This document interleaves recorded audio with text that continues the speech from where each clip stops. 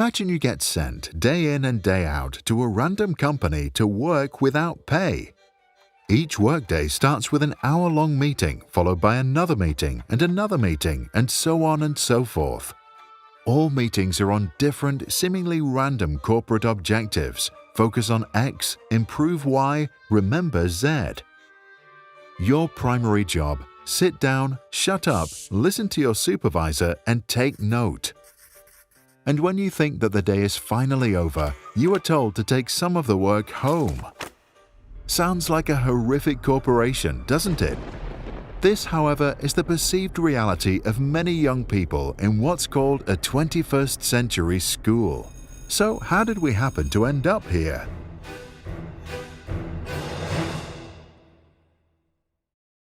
Frederick the Great, the King of Prussia, came up with the idea of modern factory schools. The emperor was inspired by Plato, who argued that the ideal city requires ideal individuals, and ideal individuals require an ideal education. And so the king introduced compulsory education in 1763 with the mission to unify Germany, increase literacy, and boost the education of all its citizens, including the very poor.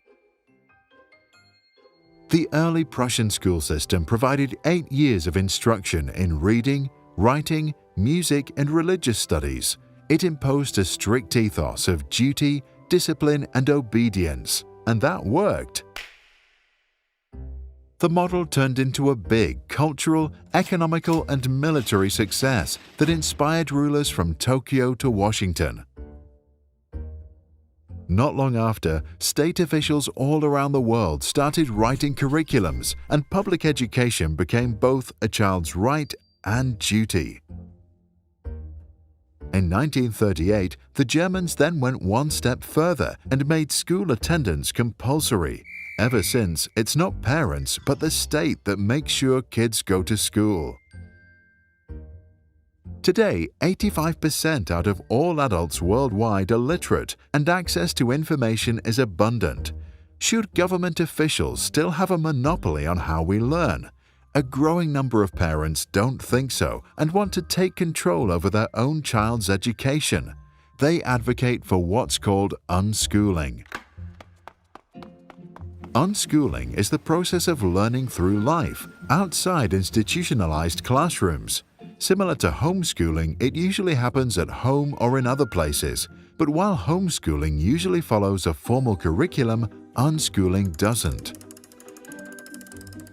Unschoolers learn through their natural life experiences, including play, chores, travel, books, elective classes, board games, internships, mentors, and living in a community. Parents or tutors play a big role. They provide resources, facilitate the learning experiences, and help the child to reflect on their progress. So, how come parents choose to unschool their children when it's much more convenient to send them to school? There are 6 key reasons.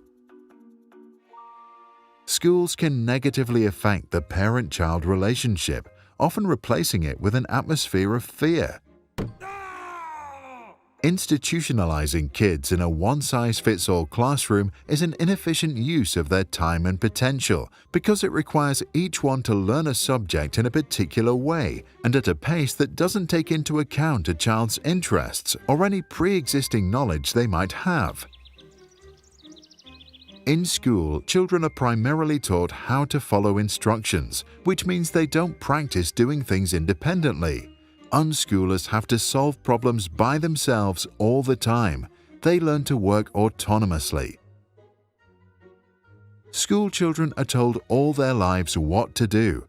As a result, they later often have no idea what they want and hence simply conform. Unschoolers practice making their own decisions every day. They learn to know what they want and are more likely to question social ills. School focuses almost exclusively on what to learn all day.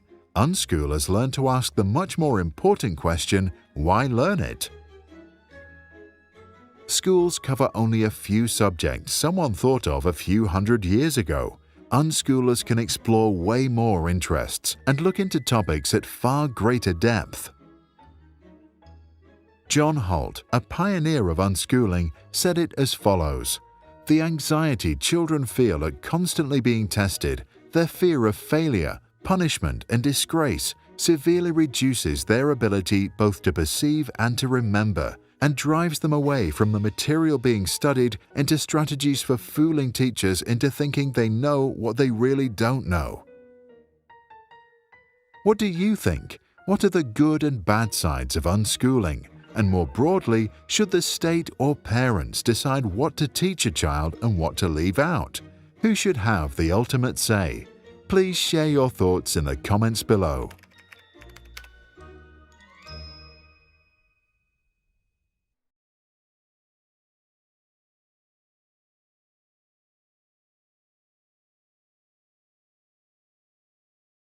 If you like how we explain complicated ideas in simple cartoon animation, you can support us.